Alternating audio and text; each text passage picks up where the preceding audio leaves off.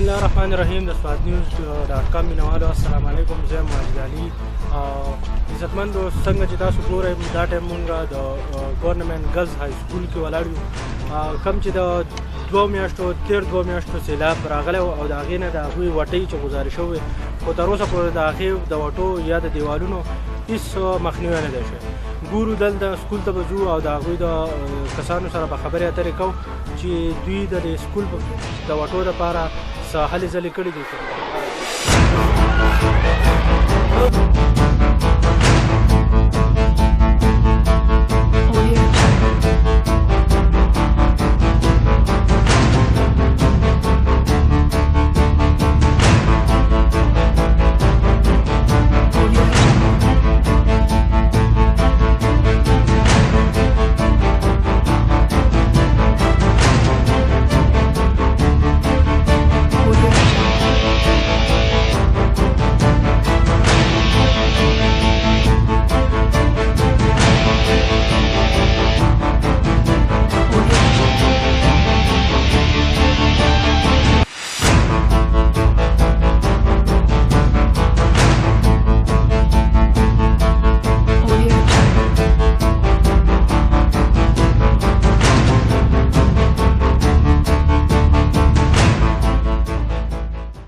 ګرانو کتونکو څنګه چې تاسو وینئ دا د ګورنمنټ ګرلز های سکول دی او د هغې د سیلاب تقریبا 2 میاشتې شوې ده سیلاب چې راغلی او د هغې نه کمې کمرې چې ډیمیج شوي دي په هغې کمره کې مونږ یو ولاړ دلته زموږ سره رحیم الله ولاړ دی د هغه نه هم مونږ د کمرې په باره کې تپوس کوو سیلاب راغلی او دا کمره ډیمیج شوې ده.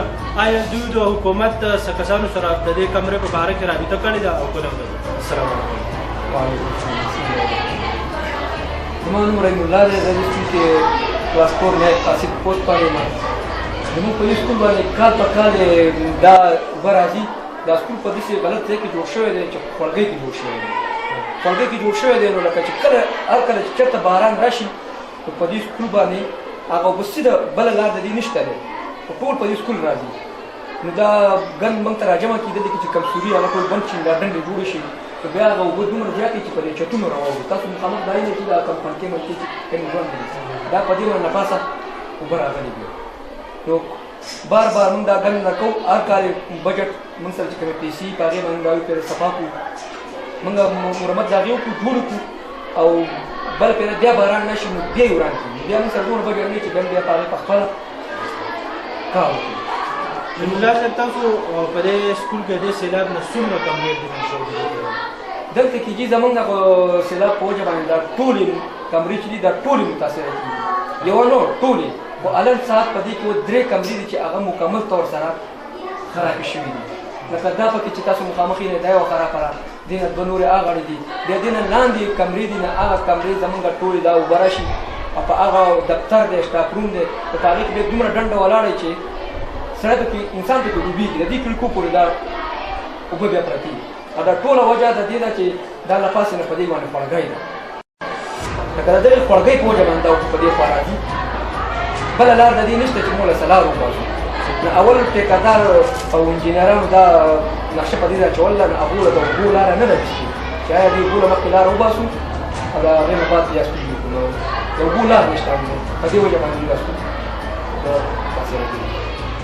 ګرانو کتونکو رحیم الله خبرې تاسو چې موږ د دې وټې نه لاندې دا لاره ده د دې نه سړي ښکاري د دې سکول ماشومانو ته ښکاري د دې وټې نه څنګه چې تاسو په کلیپ کې ولیدو چې د دې واشرومونه هم د دې لارې نه ښکاري نو د هغې د وجې دا ماشومان چې دي نو واشرومونو ته هم نشي تللی ځکه چې د لارې نه هغه ښکاري او د لارې نه د دوی دا سکول چې دی دا هم په ښه صفا ښکاري.